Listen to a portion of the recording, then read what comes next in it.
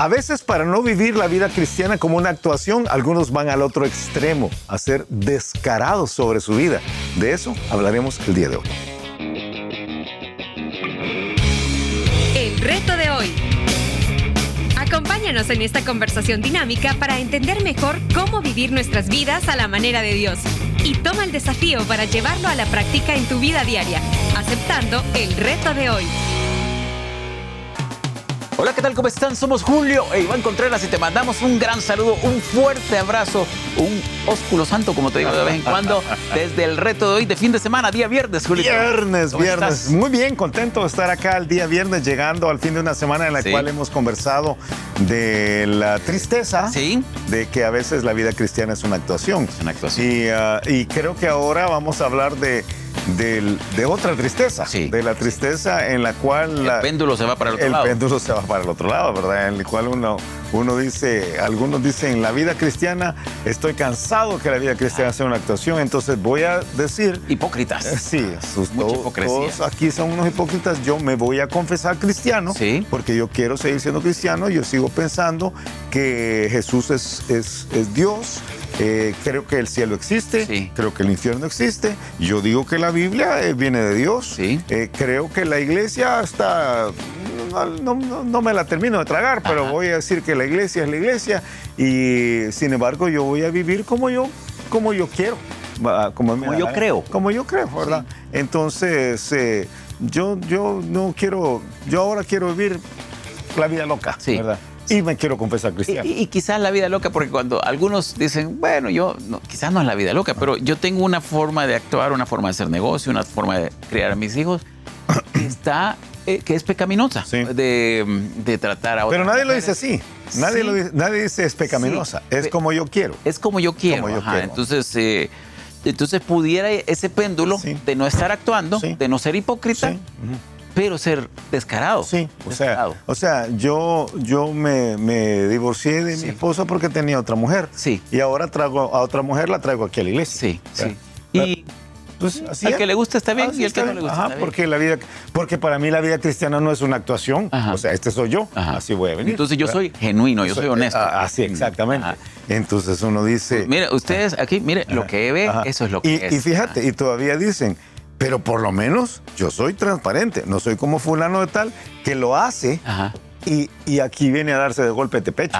Y entonces uno dice, bueno, aquel está malo, pero este también, hombre. Sí, bueno, debe llegar uno a esa conclusión, porque en un momento dado uno se puede confundir, es decir, bueno, pero este está siendo honesto y todos tenemos pecado, entonces quizás esa es la forma de ser. Quizás la forma de ser transparente y entonces mejor decir, sí, yo soy pecador y la respuesta es no. La respuesta es no. Hay un pasaje en 1 Corintios capítulo 5 que creo que de alguna forma nos hace entender que el pecado manifiesto, el pecado abierto, el pecado descarado, si puedo utilizar esa palabra, no es tampoco una alternativa a que la vida cristiana sea una actuación. Dice Pablo en 1 Corintios capítulo 5, de cierto se oye que hay entre vosotros fornicación. El pasaje creo que nos da una serie de principios, ¿verdad? Una parte de los principios tiene que ver con una vida de pureza sexual. Pero no solamente está hablado para esto. Dice, de cierto se oye que hay entre vosotros fornicación, y dice, y tal fornicación, cual ni aún se nombra entre los gentiles. O sea, era tal relajo el que se tenían ahí en Corinto, que ni los que no eran creyentes. O sea, y ya, de hecho, Corinto era un lugar... desordenado. Desordenadísimo. O sea, inmoral hasta decir ya no. La idea misma de inmoralidad sexual era en el tiempo en que se escribió la Biblia, el término que se usaba era corintizar. O sea, para que entendamos lo malo del lugar. Y dice Pablo, pues ni los corintios son tan inmorales como este caso dentro de la iglesia. Y dice, tanto que alguno tiene la mujer de su padre. Qué terrible. En este caso lo que ha pasado es que un joven probablemente ha tomado la decisión de tener como mujer ahora a la que ha sido esposa de su papá. No a su mamá, sino que a alguien que se había casado. Entonces, es un relajo, ¿verdad? Un desorden. Pero el desorden era que ellos lo aceptaban en la iglesia. Bueno, dice que es el rumor. Ajá. El rumor. El rumor es que todo el mundo estaba hablando ahí, te puedes imaginar, ¿verdad? Es que ya oíste que el hermano fulano se ha metido con la esposa del hermano fulano, o sea, y el otro que no es el papá, pues sí es el papá, y entonces ¿qué han hecho ellos? Dice versículo 2, y vosotros estáis envanecidos. Qué terrible. O sea, ¿ustedes están orgullosos de esto? Sí. ¿Cómo te voy a decir? Están orgullosos. O sea, No tan lejos. Ahora, yo pienso en Estados Unidos, que yo sé de algunas iglesias ahora que han aceptado el estilo de vida homosexual como bienvenidos en la iglesia. Ajá. No bienvenidos para cambiar, porque todos son bienvenidos en la iglesia. Para cambiar. Para cambiar, Sí. para que el Señor les transforme. Sí. Pero es decir, ustedes tienen este estilo de vida, bienvenidos. Sí. Bienvenidos. Así les aceptamos. Y dice, y dicen... Y hay hasta orgullo. Sí, orgullo. Entonces, y eso es precisamente lo que está diciendo aquí. Y ustedes están orgullosos de esto. Y dice Pablo, la pregunta es una pregunta retórica. ¿No deberíais o no debieras más bien haberos lamentado para que fuese quitado de en medio de vosotros el que cometió tal acción? O sea, ¿no les debería haber dolido a ustedes esto al punto de ir a hablar con para decirles, miren, aquí entre nosotros esto no se puede permitir? Sí. O sea, la vida cristiana no es una actuación, no puede ser una actuación. La vida cristiana de plano, o sea, no podemos andar fingiendo lo que no somos. Pero por otro lado, no podemos decir que somos cristianos y estar viviendo de una manera abierta y descaradamente como que no lo somos tampoco. O sea, el problema viene como va a desarrollar Pablo en el resto del pasaje, que no lo vamos a estudiar todo. El problema viene cuando una persona se autodenomina cristiano y trata de vivir su vida como alguien que está completamente desligado de lo que la Biblia dice que... Ok, aquí hay una clasificación importante que yo sé que vas a llegar aquí. Hay una diferencia entre alguien que va a la iglesia y es creyente, sí, y alguien que va a la iglesia aún por mucho tiempo, sí, y no es creyente. Sí. Yo puedo pensar en algunos casos, pero pienso en un hermano en particular que vino a nuestra iglesia quizás como 10 o 12 años sin convertirse, sí, sin ser creyente. Sí. ¿Y cómo? Cuando él se convirtió, porque tenía un estilo de vida no creyente, pero fue aceptado en la comunidad. En algunos lugares ellos le llaman... este es el cuñado, sí, porque no es hermano, sino que es esposo de nuestra hermana, ¿verdad? Pero esto es bien importante definir, porque si alguien no es creyente, no podemos esperar que dé los frutos del Espíritu. De plano. O sea, el problema es cuando alguien se llama a sí mismo cristiano, se llama a sí mismo creyente. En el momentito en que una persona dice, yo he recibido a Cristo, y habría que sentarse, porque una vez más, es un problema cultural. Todavía estamos... yo creo que estamos en la colita de una cultura que cree que todo el mundo es cristiano. Sí. Todavía estamos en América Latina en esa colita, ¿verdad? Mira, o los que van a la iglesia son cristianos. Atropellaron a un cristiano ahí afuera, ¿verdad? Entonces, pero resulta que no, ¿verdad? Que no era. Pero creo que todos todavía se consideran cristianos. Pero cuando te sentás a hablar con algunas personas, aún ya rápidamente te das cuenta que no. Es evidente. Que no se consideran cristianos, que no tienen una relación con Jesús y que están en la lucha algunas veces. Y hay personas que vienen a la iglesia, como acabas de decir, y vienen por mucho tiempo y no han tomado una decisión por Jesús. Estas personas es obvio y es evidente que van a tener una vida separadas de Dios. O sea, y no quiero decir que está bien, pero es natural. Es su naturaleza. Es el hombre natural, el que no puede percibir las cosas de Dios, dice Corintios otra vez. Es el 1 Corintios capítulo 2. Es la persona que por naturaleza hace las cosas que son del hombre natural. Mira, y conozco tantas personas ahora, porque pensé en varios ahorita en la mente, que sobre todo veo el caso de esposas que oraron mucho por sus esposos, que sus esposos le acompañaban a la iglesia y que terminaron convirtiéndose. Y lo bueno que es eso. Ahora, hay una diferencia. Una diferencia con alguien que se llama a sí mismo cristiano. En algunas ocasiones, y esto es quizás la cosa más normal, veo yo, o más común, veo yo, que creció en un hogar cristiano, hizo una profesión de fe cuando estaba pequeño, se bautizó en algún momento en su adolescencia, casi siempre, llegó a algún punto de los grupos de jóvenes, ¿verdad? Allí probó el mundo, probó el mundo. ¿Y le gustó? Y le gustó, y le gustó, y quiso conservar las dos realidades. Sí. Quiso conservar la identidad de creyente, de hijo de Dios, pero también el sabor del mundo que había probado. Sí. Y entonces hubo un momentito en el cual el choque de las dos realidades le hizo pensar, no, yo no quiero vivir mi vida cristiana como una actuación.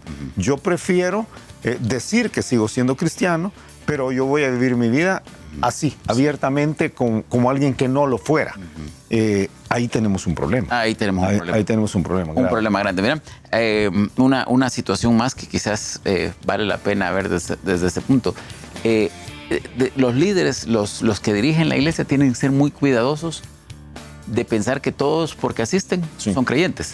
Sí. Porque ahí viene un montón de cosas. Sí. De pronto, algunas veces estas personas van entrando en los procesos de la iglesia y terminan siendo, tú habrás visto, algún discipulador que no es creyente, algún líder de un grupo pequeño que no es creyente. Yo te he dicho que hace como quizás ya es mucho tiempo, quizás 18 años. ¿Algún pastor que no es creyente? Sí.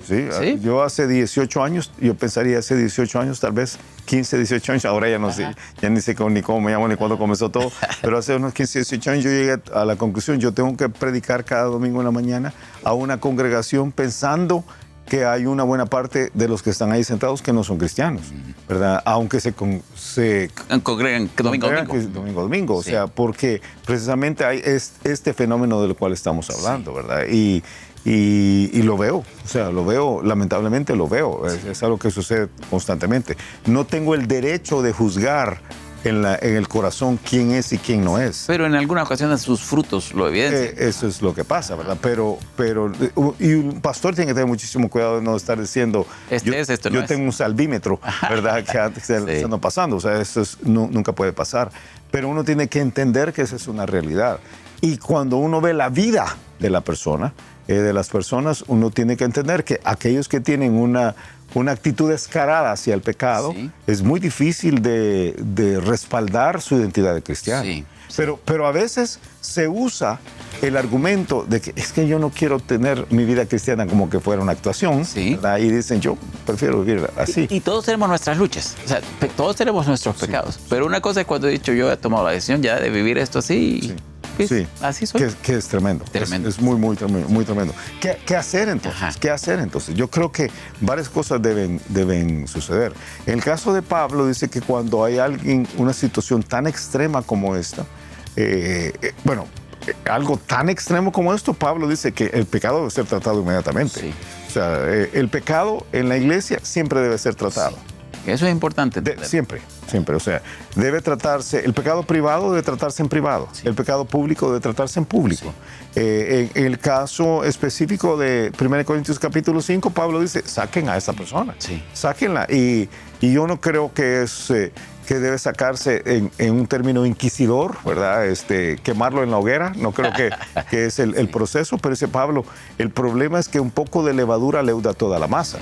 Qué importante es. Cuando tú permites que algo así pase, entonces lo que sucede es que la iglesia entera termina yendo por esa vía. Yo tengo un punto bien importante, que creo, ahora no sé si es de nuestra cultura, es latina o es del cristianismo, pero ahora voy a decir, cuando nosotros nos convertimos en los 70s, que algunos que ahorita había eso dicen, los 70s, mi papá nació en los 70s, habían muchas cosas que eran evaluadas como incorrectas en la iglesia, en las iglesias, que no eran incorrectas. Sí. Yo te he dicho en algunas ocasiones, yo recuerdo cuando hubo esta crisis donde si en las iglesias se podía tener una batería o si se podía ocupar una guitarra eléctrica, cosas que ahora son. Y entonces muchas cosas yo puedo recordar personas que predicaban que los hombres no debían ocupar pelo muy grande, que las mujeres no podían ocupar una minifalda, que no se podía maquillar. Que no podías maquillarte, que no podías ir a fiestas. Algunos en extremo que no podían usar pantalones. Otros decían que no podías al estadio a ver fútbol. Que no podías tomar nada de alcohol. Sí. Entonces, con los años y con la Biblia, vas viendo que muchas de estas cosas no están en la Biblia. No. Y a veces la siguiente generación abraza que esto no está en la Biblia y tienen todo esto y más. Sí. Entonces ahí hay algo que es bien difícil a veces mira, qué es correcto, qué no es correcto y yo quiero, algunos tienen esta actitud de decir yo creo que esto no es correcto, pero quiere llegar tan cerca de ahí como sea posible. Es que lo que hemos estudiado otras veces, ¿verdad? Lo que una generación acepta, la siguiente generación permite y la siguiente generación lo abraza. Lo promueve, realmente. Lo que pasa es que uno acepta, otro abraza y la siguiente lo promueve. Entonces uno tiene que tener mucho cuidado. Pero yo creo que el hecho de que Dios nos haya abierto con la gracia, sí, la puerta de la gracia, nunca debe ser obviado. Ese hecho nunca debe ser obviado. El problema es cuando los religiosos, y ahora voy a usar esa palabra, sí, las figuras religiosas, y me refiero a pastores, me refiero a líderes religiosos, me refiero a papás religiosos, pensamos que nosotros tenemos más autoridad que Dios para restringir la gracia de Dios. Y eso es un error. Sí. Es un error terrible. O sea, está diciendo llamar incorrecto o pecado algo que no es pecado. Algo que no es pecado. Que Dios no dice que sea pecado. Dios nos ha dado la palabra de Dios, su pensamiento, y nos ha dado el Espíritu Santo. Sí. Eso es lo que nosotros tenemos como herramienta para enseñar a la iglesia de Dios, a nuestras familias también. Cuando salimos de esto, entonces nos equivocamos grandísimamente y producimos una generación legalista que cuando descubren la gracia, terminan en lo que tenemos ahora. O sea, muchos se han apartado de la gracia verdadera y lo que Coqui López dice, la gracia la han hecho chiste, dicen, precisamente porque han descubierto que fueron engañados sobre un sistema que no debía ser. Mucho legalismo. Un sistema, yo digo a algunos, un sistema de performance, digo yo, ¿verdad? O sea, solo tenías que representar y resulta que no era así, no era así, era con la gracia de Dios. Entonces creo que los cristianos ahora estamos obligados a mostrar, los pastores, los papás, las mamás, los líderes, estamos obligados a mostrar la gracia de Dios y dejar que el Espíritu Santo y la gracia de Dios de la Biblia nos guíen. Mira, ¿dónde es que está el pasaje que dice que tenemos que ocupar la gracia, pero tenemos que tener cuidado de no ocuparlo como ocasión para la carne? Es Gálatas. El libro de Gálatas debería ser, creo que uno de los libros que cada iglesia debería estudiar con detenimiento y entender que tenemos libertad, pero no libertad para hacer lo que no te la gana. Libertad para hacer lo que Dios quiere. Tiempo. Escuchamos el reto de hoy. El reto es entender que tenemos libertad. La libertad plena para vivir una vida como Dios quiere que la vivamos. Pero cuando estamos usando esa libertad para pecar y cuando estamos usando el argumento de que no queremos vivir una vida cristiana que parezca una representación, lo usamos para pecar abiertamente, para ser descarados en nuestro pecado, nos hemos equivocado por completo. Un error gigantesco en nuestra cultura, en la cultura cristiana del día de hoy, que tenemos que evitar por completo, es el descaro. El descaro por haber abandonado las instrucciones que Dios nos ha dado de una vida en santidad, que no tiene que ser legalista, pero que Dios quiere que cada uno de nosotros viva. Tremendo, tremendo. Y a ti que nos ves, a ti que nos escuchas, te animamos a que tu vida cristiana, lo que hemos visto esta semana, no sea una actuación. No con la excusa de tenerte un buen testimonio, finjas algo que no eres. Pero tampoco te puedes ir al otro extremo. Todos tenemos pecado, pero que tu pecado lo evidencias con total descaro. Tú usaste, Iván usó la expresión, el movimiento de péndulo. El centro de este movimiento, el equilibrio está en la Biblia, en la gracia, en el Espíritu Santo que la Biblia plantea. No en la religión, sino en la Biblia y en la gracia que Dios nos ha dado por medio de Jesucristo. El Espíritu Santo está dentro de cada uno de nosotros, es ahí donde tenemos que morar, no en la religión de alguien, sino en lo que Dios quiere para nosotros. Me encanta, me encanta. Mira, ya estamos ya en fin de semana. Así que queremos animarte a ti a que vayas a tu iglesia, ahí donde Dios te ha puesto, a que empujes el reino con ganas, que lo hagas con todo tu corazón. Y si no tienes iglesia, eres más que bienvenido a Vida Nueva, a cualquiera de nuestros campus, acá en San Salvador o al campus digital. Bueno, hablo de de Apopa, de Lourdes, de Miralvalle, de Campus Hacienda y Campus... Hotel, ¿qué está sucediendo ahora en la Universidad Evangélica? Y Campus Digital también. Sería un honor tenerte entre nosotros. Que pases un excelente fin de semana y nos escuchamos el lunes a la misma hora. Gracias por habernos acompañado y ahora te animamos a que aceptes el reto de hoy en tu vida. Nos encontraremos de nuevo en el reto de hoy.